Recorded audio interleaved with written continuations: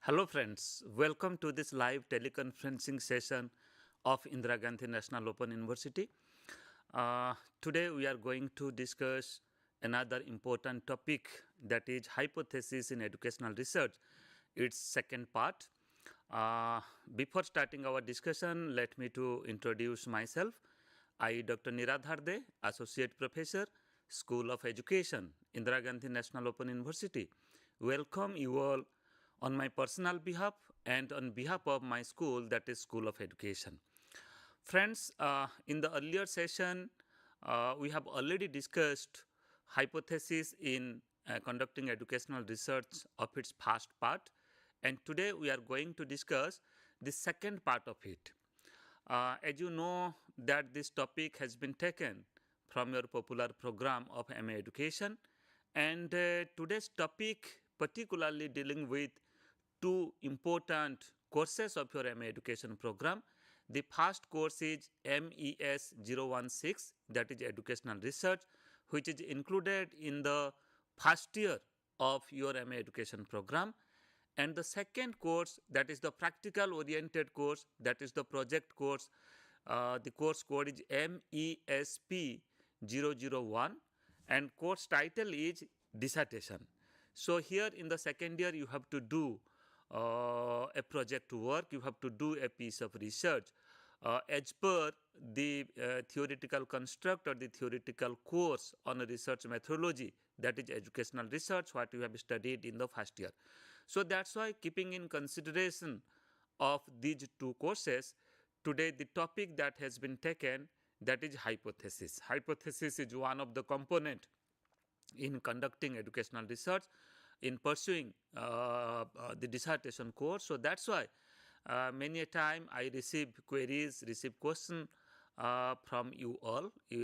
Many a time you ask about different components of research, how to state the hypothesis, even if how to write the objectives, as well as the other aspect. It may be sampling population or how to prepare the research tool for collecting data. So what we are doing, every month we are taking few teleconferencing sessions related to certain important topic of your research work, important topic of your dissertation work. So in line of with, today we are going to discuss hypothesis as one of the important topic.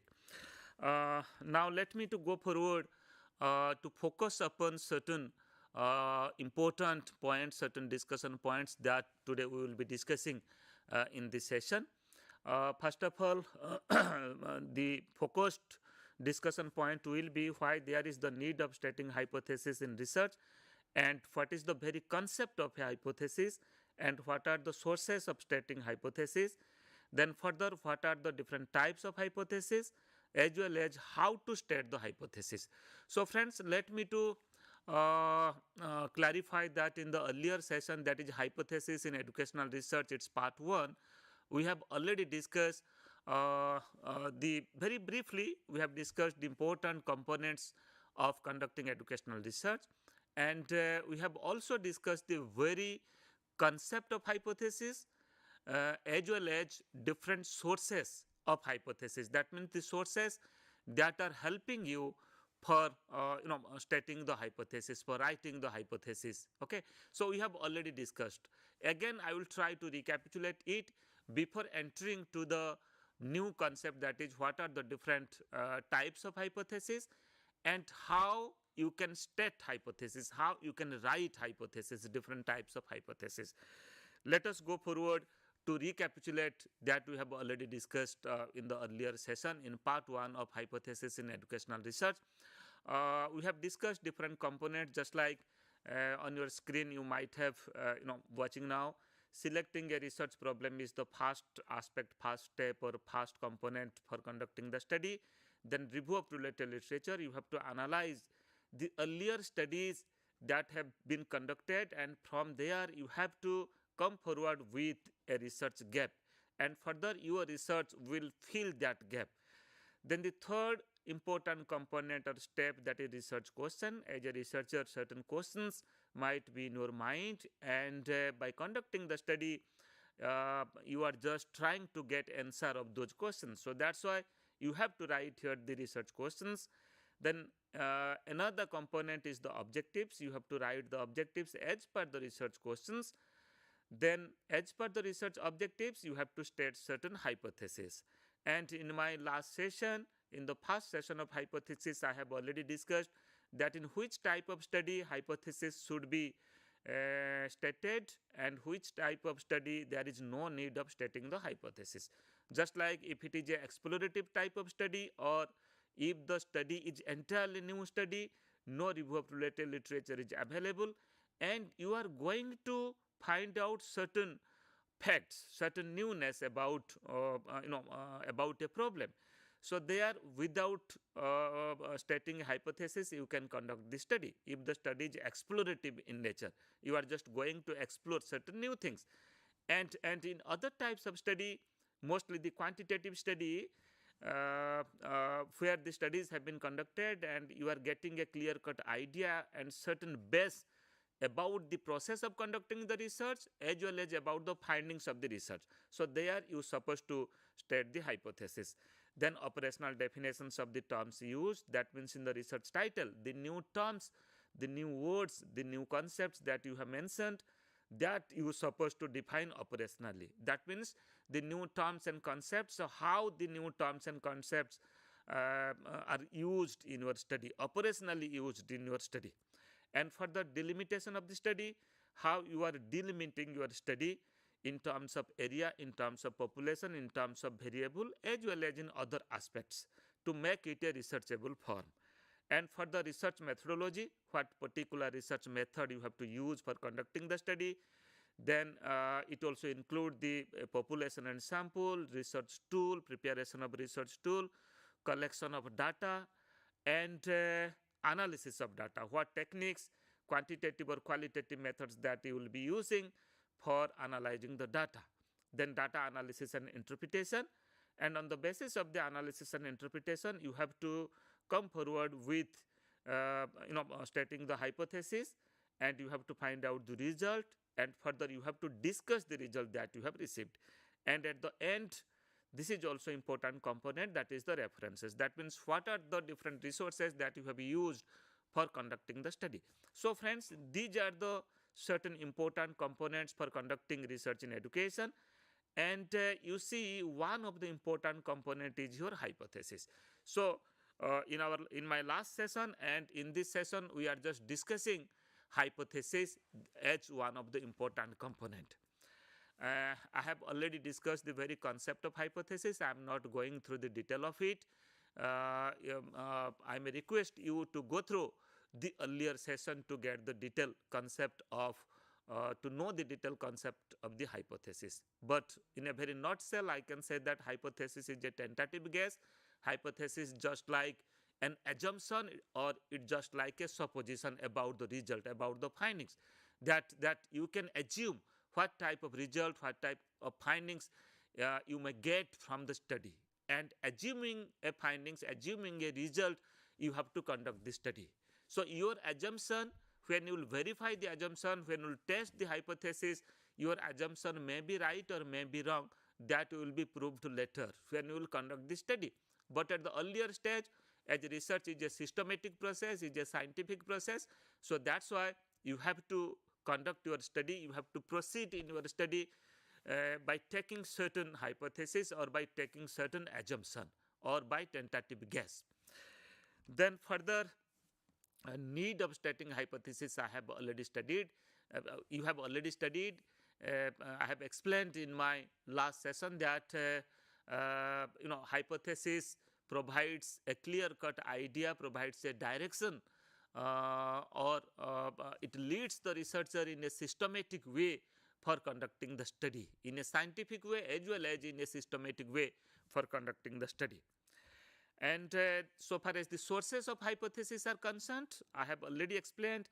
Just to recapitulate, that where you will get the information, where you will get the experience and knowledge, certain observation about stating the hypothesis. That means what type of hypothesis you supposed to state, that also you will get the first-hand information and knowledge from different sources. The sources are just like experience of the researcher, background knowledge of the study, intellect to understand a theory or the concept or the variable, then the analogies, logic and arguments of the researcher, then scientific theories that you have already studied relating to different aspects or the variables that are included in your study, then authentic knowledge base, then literature studies, the studies that have been conducted earlier, then expert opinions. You can also ask your supervisor as well as other subject experts, those have good knowledge, those have good understanding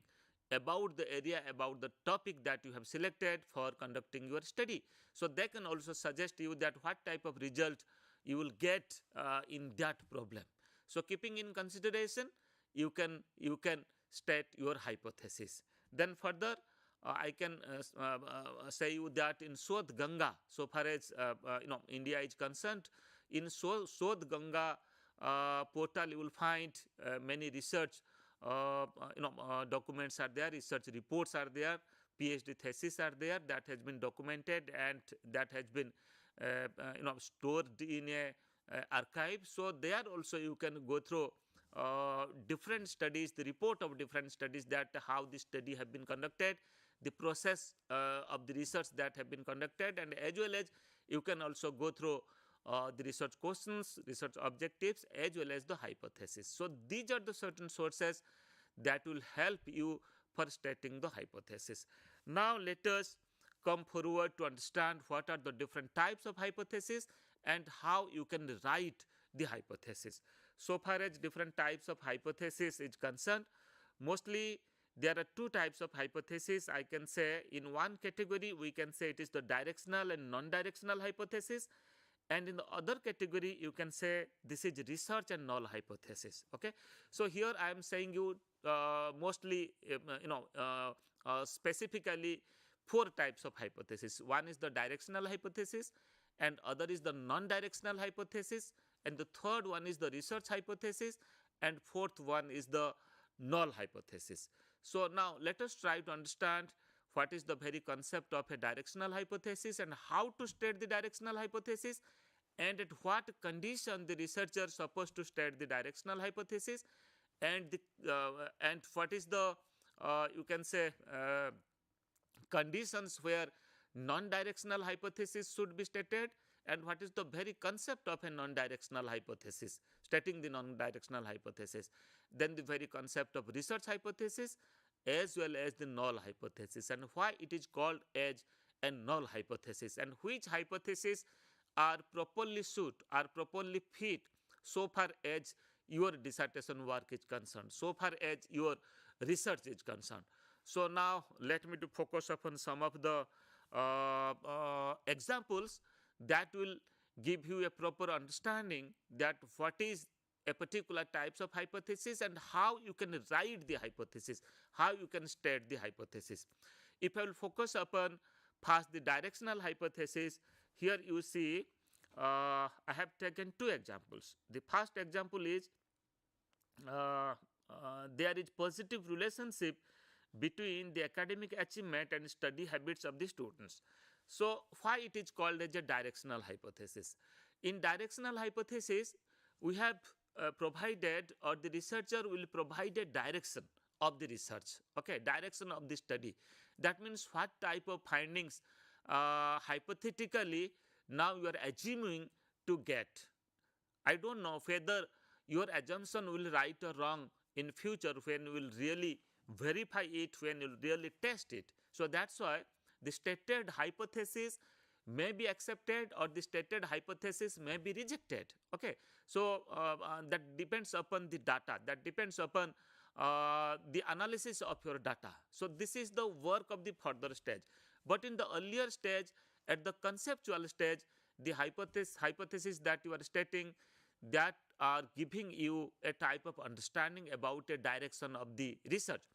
And again here you see the example is there is positive relationship between academic achievement and study habits of the students. So here two variables are there. First variable is academic achievement and second variable is study habits. So if you take a group of students and if you administer two types of variable, one is the achievement, academic achievement, and other is the study habits. You will find out the score, and if you correlate the scores of two groups of scores of the students so far as the two variables are concerned, if the correlation is positive as per the first hypothesis, it says that there is a positive correlation or positive relationship between these two variables. So if the correlation is positive, that means you are providing a direction here. There will be positive correlationship between these two variables. That means the learners or the students who have a constructive and positive study habits, then they will do better in their academic achievement. Okay, and the students in the other way, I can explain it just like the students who have secured a good mark or achieved better so far as their academic achievement is concerned. If you'll go through, if you'll analyze, and if you'll study their study habits, definitely you will find that their study habit is positive, their study habit is constructive. So accordingly, the relationship is exist between these two variables are positive. That means you are clarifying, you are just making it clear about the direction. That direction is a positive correlationship. That means both the variables will go hand in hand. Both the variables will proceed in the same direction, not in the opposite direction. That means one is going positive direction and other is going at the negative direction. There is no contradiction so far as the directional hypothesis is concerned. You are just providing a direction that what type of result you will get. So here the result that you will get, that is the positive correlationship result. So such type of hypothesis you can construct, you can state when you have a clear-cut idea about the result of such type of earlier studies that have been conducted. Okay, so if you do not have a base, if you do not have a research base, or if you do not have a clear-cut understanding about the problem and about the result of the study in a particular objective, in a particular hypothesis, then you cannot state a directional hypothesis. Okay, and now let me to go through another example of directional hypothesis. Now you can just go through on your screen the second example, that is students with high test anxiety will score badly in examination as compared the students of low anxiety. Try to understand. Here I am saying students with high test anxiety will score badly in examination as compared to students of low test anxiety. Try to understand. So here you see the direction is there are two groups of students. Okay, you have already one variable that is to measure, that is to know the anxiety of the test. So you have already measured, you have already administered the test anxiety, and you got that a group of students are having very high test anxiety and another group of students are having very low test anxiety. And the result as per the hypothesis, your assumption is the students who are having high test anxiety, they will score badly in the examination. Their performance will be poor. So far as the students who are having low test anxiety, comparatively they will do better. So here you are just specifying the direction. That means high test anxiety will result low test performance, and low test anxiety will result high test performance. So here also you are clarifying, you are just providing a direction. So friends, when you are having certain earlier experiences about the result of the study, and when you have gone through the theoretical construct of the variable, and when you have gone through you can say an in-depth analysis of the variables, the concept, principles, and the theories of the variables, you can get such type of information that how test anxiety is related with the academic achievement. Okay, so from there you will get certain insight, certain knowledge about high test anxiety is badly affect so far as performance of the learners. Okay, and low test anxiety will influence, or low test anxiety will contribute better academic achievement of the learners. So these are the directions, and keeping in consideration when in your MA education dissertation work you can also state hypothesis. Then now let me to go through to understand what is the non-directional hypothesis. In a non-directional hypothesis, you are not providing any direction. Okay, you are not giving a clear-cut direction. Just like on your screen now, you might be watching two examples. First is there is a difference in the academic achievement of a B.Ed students enrolled in open and conventional universities. It is the first example, and the second example is there is a difference in the academic achievement of the students with high test anxiety and low anxiety in the examination. Try to analyze these two examples. There is a difference in first example. There is a difference in the academic achievement of B.Ed students enrolled in open and conventional universities. Try to understand. The first non-directional hypothesis, it says that if you go through academic achievement of the B.Ed students. So here two groups of B.Ed students have been taken. One group is from the open and distance learning system, just like you can take the example of Indira Gandhi National Open Universities, the students who are pursuing B.Ed here, and other group of students who are pursuing their B.Ed program in different face-to-face or the conventional universities. Okay, and you can also take the students from different state open universities who are pursuing B.Ed program. So the hypothesis says that there is a difference between the academic achievement of the B.Ed students who are pursuing their program in ODL system as well as in conventional system. Simply it says that there is a difference. But what is the nature of the difference? This has not been clarified here. That means whether the B.Ed students who are pursuing their program in open and distance learning system, whether they will do better, their academic achievement will better in comparison to the conventional system of students, or on the other way, the conventional system of students, means the students who are pursuing their B.Ed program in conventional system, whether they will do better. This has not clarified in this hypothesis. So that's why we can say that the hypothesis provides a partial knowledge or partial information, a partial assumption, that is there is a difference. Definitely there is a difference, but the direction of that difference is not clear.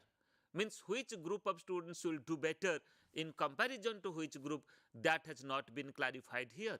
Just like in the earlier example in directional hypothesis, if I will tell you the second example, that means high text anxiety will contribute bad academic result so far as the low test anxiety is concerned. That means the low test anxiety will contribute high academic achievement of the learner. So their direction was clarified, but here direction is not clarified. So that's why this is, you can say, as an example of a non-directional hypothesis. And second example, let me to read it. There is a difference in the academic achievement of the students with high test anxiety and a low test anxiety in the examination. Here also it says that there is a difference between the students' achievement so far as their anxiety level is concerned. That means the high test anxiety and the low test anxiety. But try to understand, here also only difference, it says that there is a difference, but clarification is not given.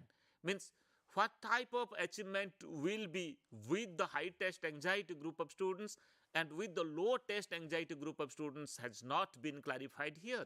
So that's why you can say that though difference is clarified, but the nature of difference and direction of the difference is not clarified. So that's why these two types of hypothesis is called as non-directional hypothesis.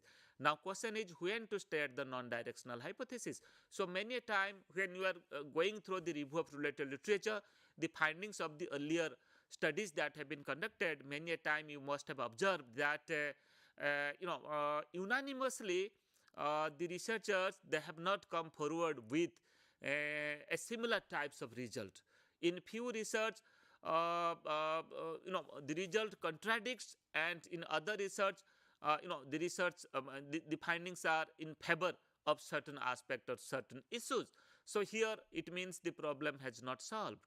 So in such case, you can also take a non-directional hypothesis, and you can find out, when you analyze it, you can find out the nature of difference. So if clarification is not given and if sufficient base is not given, you can state a hypothesis that is a non-directional hypothesis. And further, now let me to discuss about research and null hypothesis. What is a research hypothesis? What is the concept of it, and how to state the hypothesis, and what is a null hypothesis? Now let me to focus upon the research hypothesis first. Here in research hypothesis, it says that there is a difference between the learning style of boys and girls. It says that there is a difference between learning style of boys and girls. That means learning style of boys and learning styles of girls are different. But what type of difference is not clarified. So whether the boys are having the constructive learning style or the girls are having the constructive learning style is not given. The positive learning style, whether the boys are having the positive learning style or the girls are having the positive learning style, that is also not clarified. So that's why in such cases you cannot say, you cannot simply test it. But a research hypothesis is also known as H1 in symbol. You can write it as H1, or this is also called as a general hypothesis, empirical hypothesis, or an experimental hypothesis, or a substantive hypothesis, or operation hypothesis. So these are the certain terms you can use so far as a research hypothesis is concerned.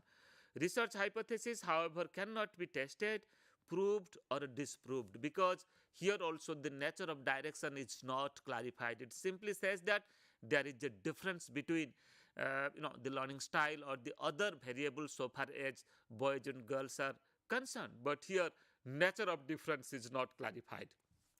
Now let me to focus upon another important hypothesis that usually we use in our research, in master dissertation or in higher level of research also, in you can say in PhD study also.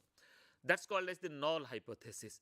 Null hypothesis is also called as a statistical hypothesis, because in null hypothesis certain statistical applications you have to use. You have to use certain statistical techniques to test and verify the hypothesis. Okay, so certain statistical connotation is there so far as testing the null hypothesis is concerned.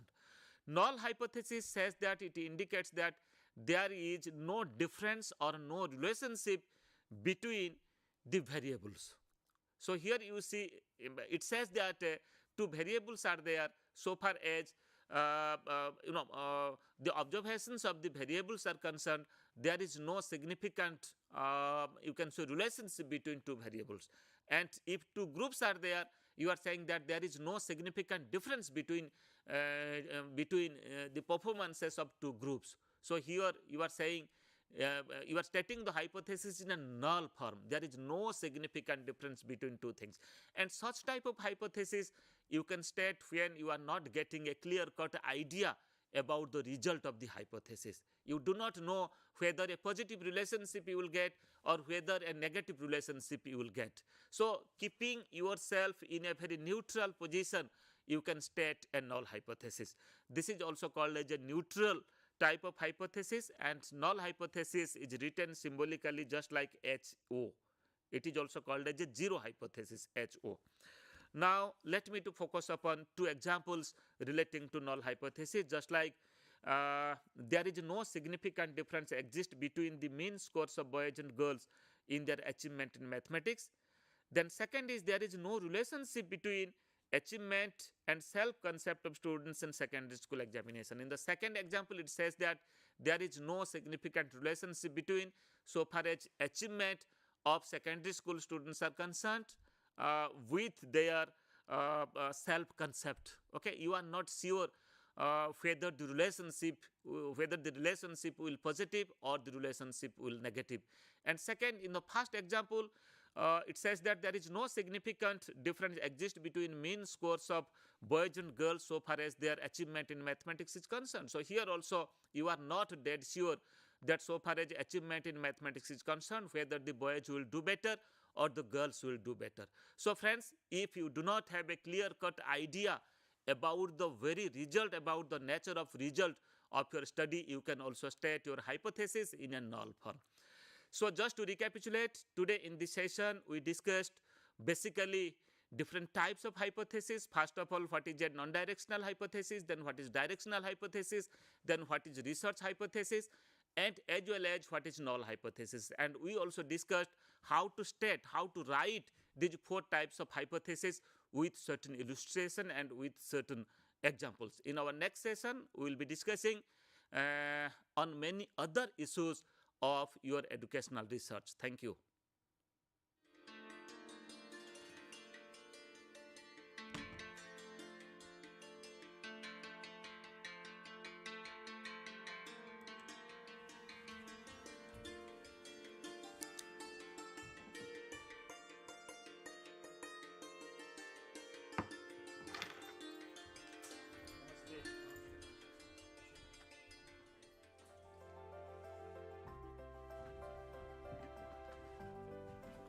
We wear clothes on a daily basis.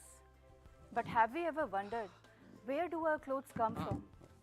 Who makes our clothing? And who are the people and the process responsible for the whole manufacturing of our clothing? If you want to know more about this, Indira Gandhi National Open University from the School of Continuing Education has launched a program which is Certificate in Apparel Merchandising. There are many benefits after doing this program. You can become a designer in various fields. It can be fashion designer, apparel designer, costume designer, or even a textile designer. One can also work as a fashion consultant. Research and development is another field which one can take up after doing this certificate course. Going into academics is another perk after doing this program. Getting into fashion houses or fashion studios as an intern is also a very good option post doing the certificate in apparel merchandising. The basic eligibility of the program is 10+2. The duration of the program is 6 months to 2 years. The program is also available for both the admission cycles, which is July and January. The exams are conducted twice a year, in June and December. So what are you waiting for? Join this program and get an enriching knowledge in the field of apparel merchandising. And to do so, you can log on to the official website of the university, www.ignou.ac.in.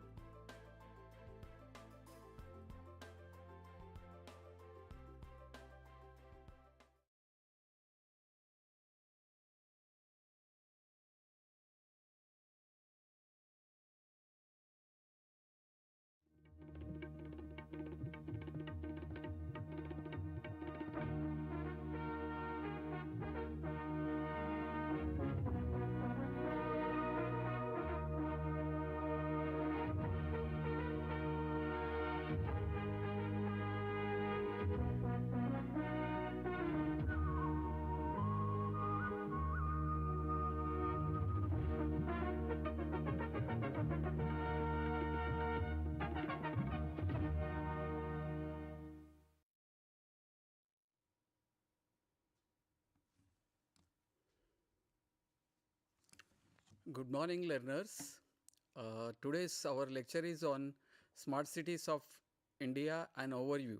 So this course is for the Diploma in Smart City Development and Management, and as well as Certificate in Smart City Development and Management program. So this lecture is given by Professor N. Venkateshwarlu, Professor in School of Engineering and Technology, SOET, IGNOU, New Delhi, and the program coordinator of these 2 programs, Diploma in Smart City Development and Management and Certificate in Smart City Development and Management. So the learners, today we are going to learn about what is smart city, what does it mean of smart, what are the people who are becoming using ICTs, and the cities, how to be the smart. So these are all the things we are going to learn in this lecture. So the learners, today's our lecture is on smart cities in India, an overview. So, in this smart city development is one of the initiative of the government of India, which was initiated by our Honorable Prime Minister of India, Sri Narendra Modi ji. This initiation of smart cities mission to develop 100 smart cities in India was took place in June 2015. All the smart cities have been identified, and smart city corporations have been established, and different projects for different cities have been identified according to the voice of the people, or what you can say that the according to the requirement of the cities. Suppose there are 100 smart cities have been identified, but earlier it was identified only 20 smart cities in the first stage, and later it was identified all 100 smart cities in India. Then in this smart cities, what requirement according to the smart cities requirement, the developments, the projects have been identified, so that the according to the voice of the people, the smart city development has been taken place. Though there are different projects have been identified in the different smart cities, there are 100 smart cities. In that 100 smart cities, all are not similar. So according to the requirement of some cities like Delhi, Bhopal, they are big cities. The big cities, there are different projects, but in other smart cities there are small projects have been identified. Though these are the various projects identified by the various smart cities. In that, integrated command and control center, this is the biggest one, because here more number of ICTs have been identified, and the services can be developed. That is known as an integrated command and control center. What does it means? In the integrated command and control center, various the center has been identified, and various services like incidents occurred in the throughout that city. Wherever the any incident occurs, like it is if it is for police, or police command and control center, or water services, means water supplying system or energy supplying system, all these can be controlled by this integrated command and control center by linking through internet of things, or using CCTV cameras. So these are very much utilized in this integrated command and control center. So here in integrated command and control center, mostly Gurgaon Command and Control Center, they have developed a very good system. The students, if you want to know about this integrated command and control center, you can go to www.gurgaon smart city or command control center, so that you will get that video. It is about 5 minutes video. You can visit that. You can understand about the role of command and control center in the city.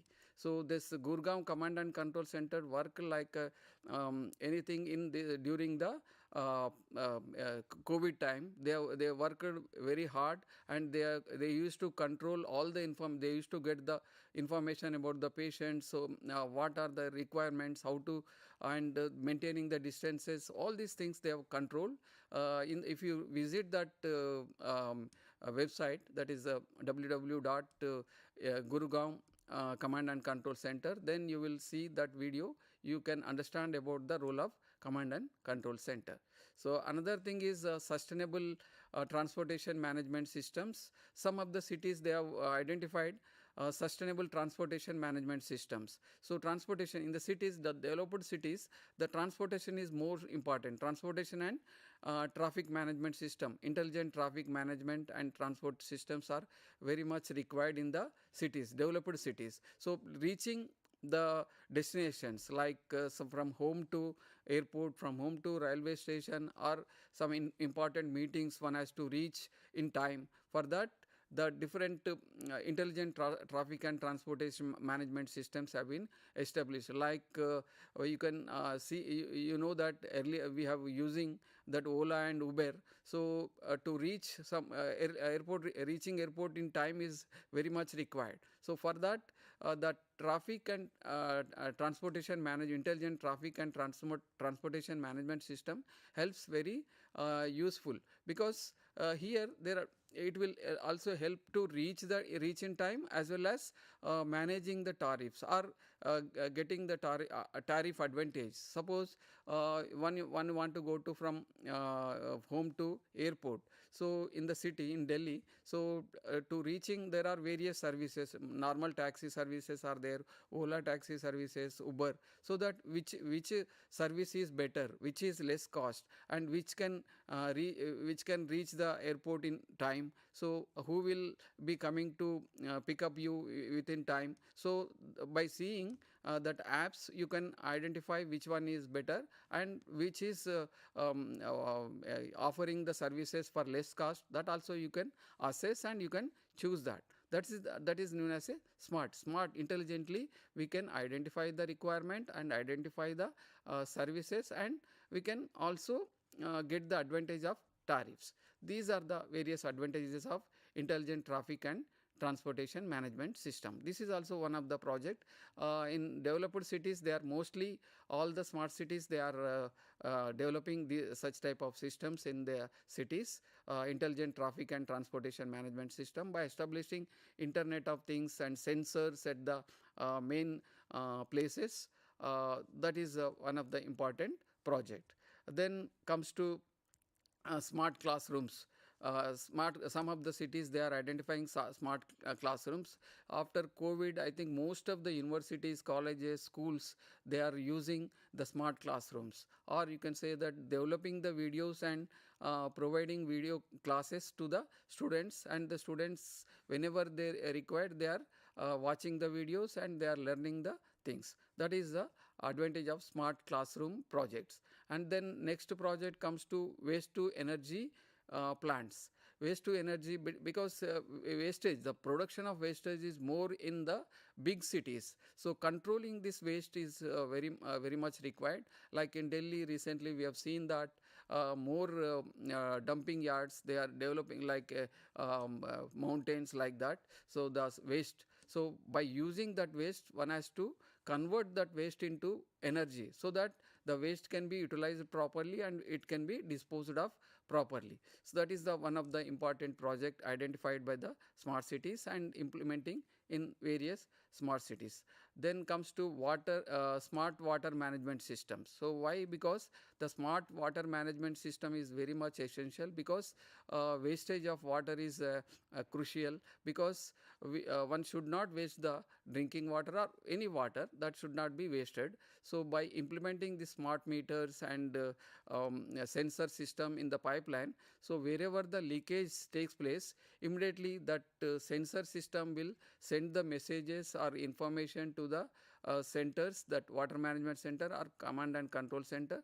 There once they get the information, immediately they will transfer that information to the nearest action taken office, so that immediately the persons go there and control their wastage of water. So that is one of the smart water management system. Then smart solid waste management system. This is also one of the project of a smart cities. So these are the various projects. The smart solid waste management system, because this system is identified in indoor smart city. In the indoor smart city, they are properly maintaining this solid waste management system. They established the bins. So sensor based bins. Once the bins filled up to the level, immediately that information goes to the means municipal or smart city corporation, and immediately the persons can go there and collect the waste and empty the bins. So that information, again the same information reached to the smart city corporations, and real time data will be controlled, and wherever the bins are filled, immediately it will be emptied.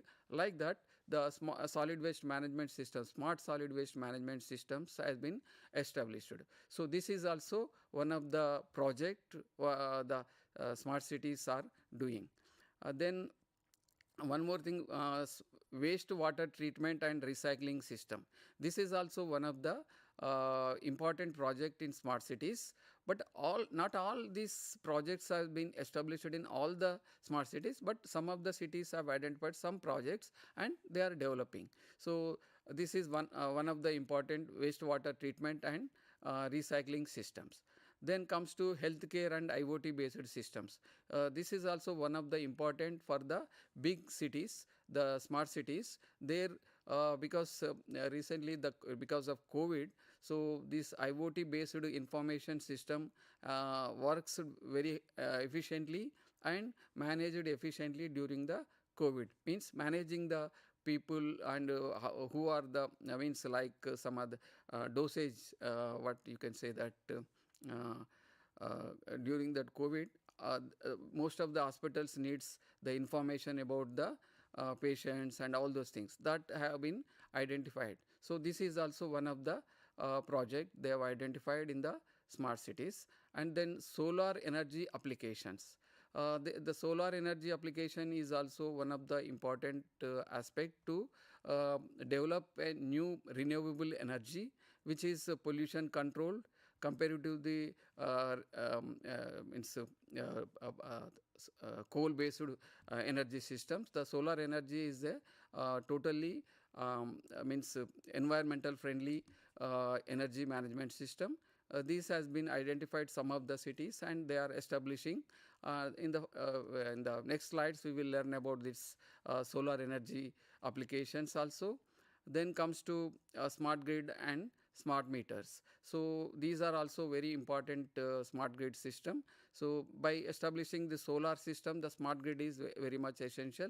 Once the solar energy systems has been established by individual or industries or universities, so that in individual applications also, even in one wants to establish a 5 megawatt power plant at their rooftop, so that it can be suppose he is developing a 5 megawatt power plant, and for the individual person, and he is utilizing his 3 megawatt power to his own application, and then another 2 megawatt can be given to his neighbors or to the grid also. So in that way the solar energy system is very much utilized, so in smart cities. So these are the various projects related to smart cities, and various smart cities have been identified various projects. For example, in the indoor smart city, they are also identified a one project for managing the old age people. So some of nowadays the old age people, they are unable to move from take the money from the bank or purchasing the vegetables or needy requirements. For them, the indoor smart city, they are training the old age people to how to means use the safely use the application, means getting the money from the banks, or what you can say, purchasing the items through online. So all these things they have identified that project in indoor smart city. Similarly, in Warangal smart city, they are developing the pathways and as well as cycleways in the city. So that depends upon the requirement of the city. So green, some cities they have identified greening the roadside areas. So that is also one of the project, means making the project cities means smart cities. So these are the various projects have been identified in various smart cities. Then that is integrated command and control center in Hyderabad. It looks like this, that mostly now in the initial stage they are using this integrated command and control center for the police command and control center, mainly for the thefts and any incident, accidents or these things. They are utilizing the Hyderabad command and control center. The students, you can go to Hyderabad www.com Hyderabad command and control center, then you can see the video that you can able to understand what services they are providing through this integrated command and control center in the Hyderabad. And first of all, we have to understand cities. What is a city actually? So cities consist of different infrastructure for comfortable living. Whatever the cities, they are comfortable living for the people is very essential. For that comfortable living, what are the requirements? Industries, educational institutions, hospitals, housing, employment opportunities, and services such as supply of clean drinking water, proper sewerage and drainage systems, electricity supply, transportation systems, waste disposal system. These are all, as the cities consist all these services. So that's why we are calling it as a cities.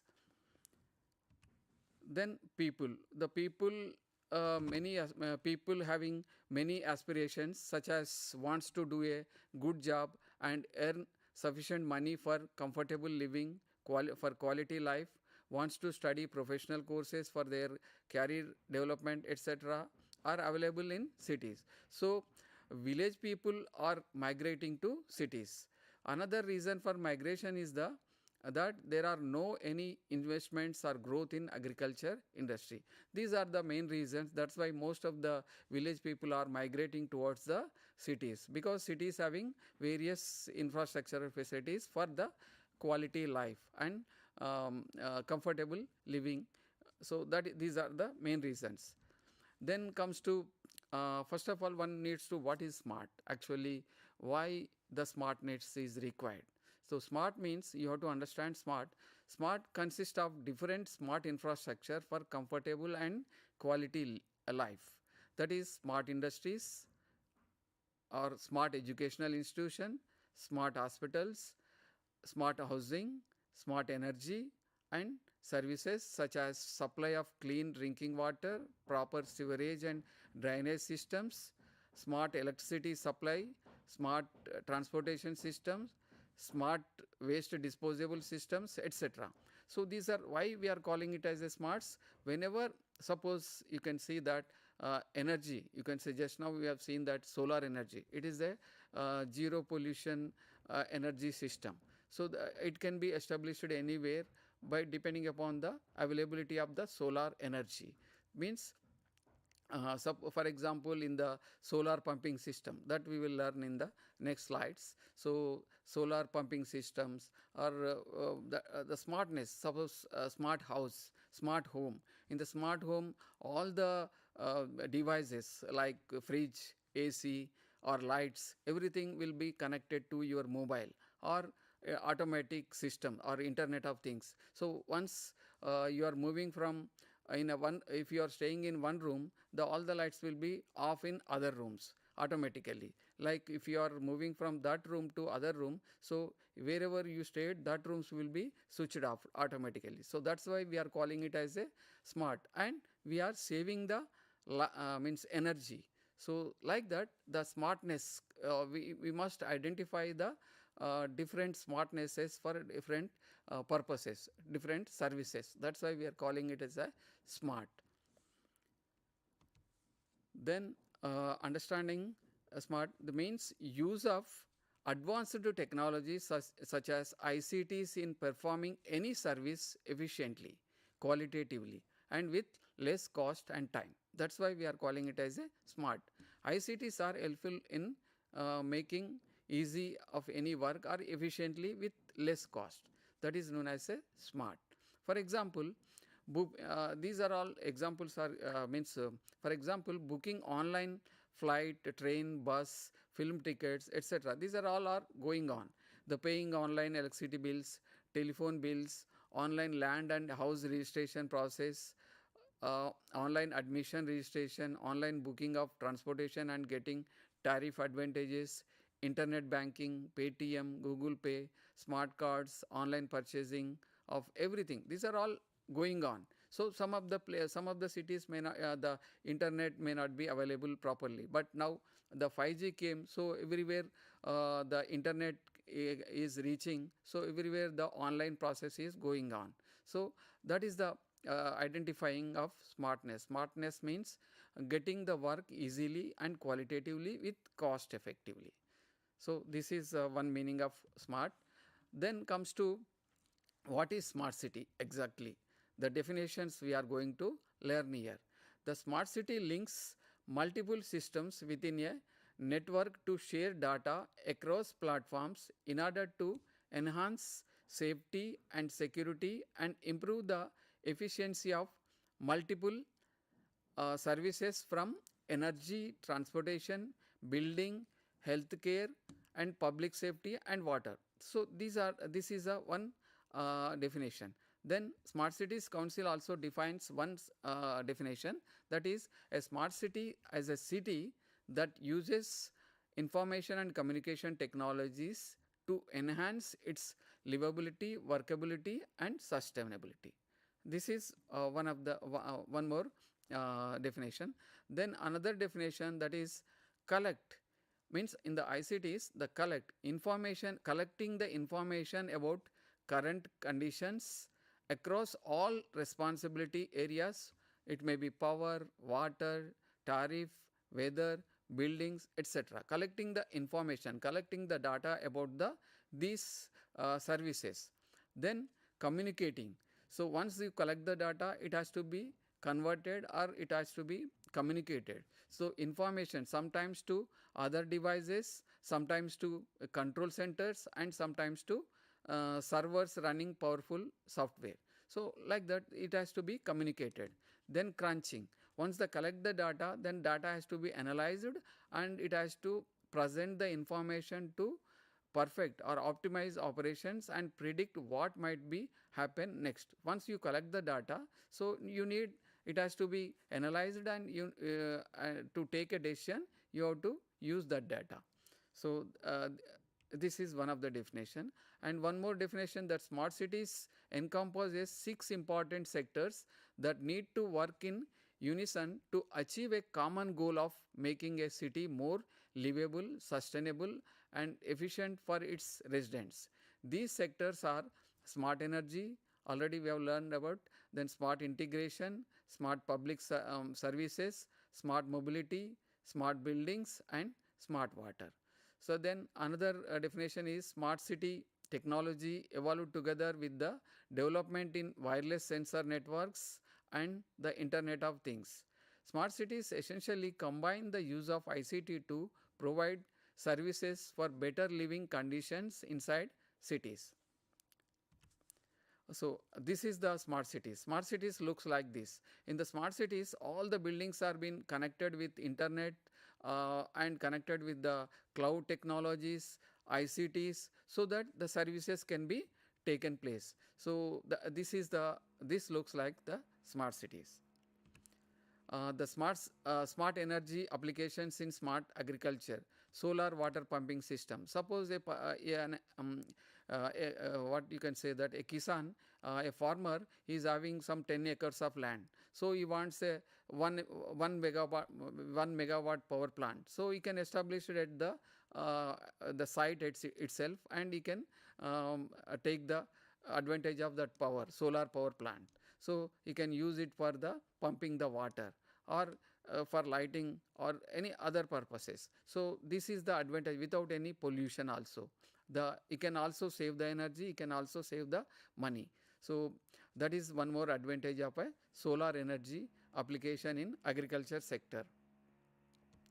Then smart energy applications in smart cities. The solar energy street lights and solar energy electric vehicles, that I think nowadays electric vehicles are coming up in a big way. So solar energy application, that we have seen e-rickshaws, they are using solar energy application, solar to, rooftop. So these are the various applications in the smart cities. Then comes to the 100 smart cities. The India's union government plans to enhance the quality of life for revamping infrastructure across the country. 100 existing cities have been picked strategically from all the regions of the country to ensure adequate representation and coverage. They are established centers of the commercial activities, currently have a relatively higher population and have the potential to grow into strategic business centers in the regions.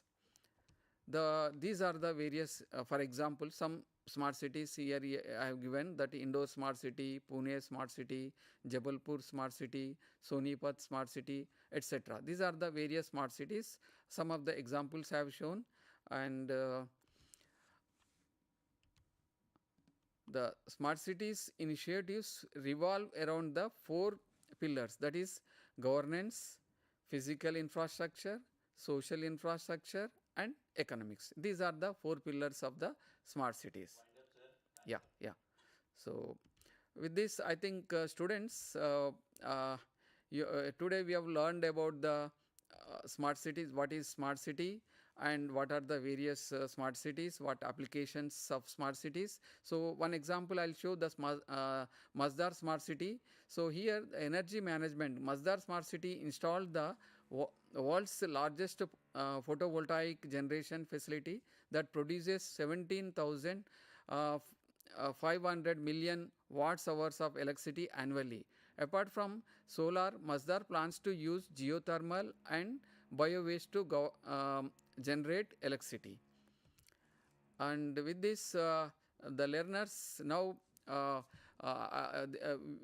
during the development of this program, you have identified various industry experts and faculty experts from the various institutions, and we have developed this program within a time. And with this, I hope students, you have learned about what is smart city, what is smart, what is cities. So with this, I conclude the session, and if you have any doubts, you can also mail to me, or you can listen this lesson in the evening also, recorded version.